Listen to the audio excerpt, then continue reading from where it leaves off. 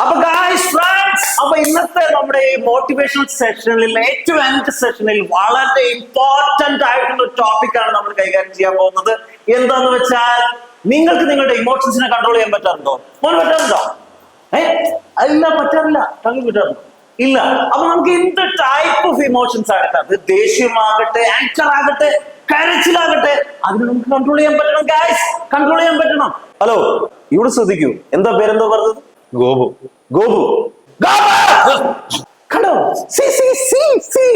അദ്ദേഹത്തിന്റെ മുഖം നോക്കൂ, അദ്ദേഹം പേടിച്ചു. അപ്പൊ ഇത്തരത്തിലുള്ള ഇമോഷൻസിനെ കൺട്രോൾ ചെയ്തില്ലെങ്കിൽ നമുക്ക് വളരെ ബോഡിക്ക് പ്രശ്നമുള്ള പല പ്രശ്നങ്ങളും നമുക്ക് വരും, അസുഖങ്ങൾ വരും. ഓക്കെ, അപ്പൊ ഇതിന് സിമ്പിൾ ആയിട്ട് നമുക്ക് ഒരു ടെക്നിക് പഠിക്കാം. Breathe in. Breathe out. Breathe in. Breathe out. Breathe in. ഒറ്റ മിനിറ്റ്, വൈഫ് വിളിക്കുന്നുണ്ട്, അതുകൊണ്ടാണ് ഒന്നും വിചാരിക്കുന്നത്. ആ വൈഫ് വിളിക്കുന്നുണ്ട്, കുഴപ്പമില്ലല്ലോ അല്ലേ? ഓക്കെ മാഷേ, ശ്വാസം വിട്ടെ. സോറി. ഒഴിവാക്കും.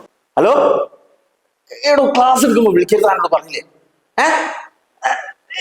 രാവിലെ തുടങ്ങല്ലേ അടിച്ചില് അല്ലാണ് ഓടിയിരുന്നു.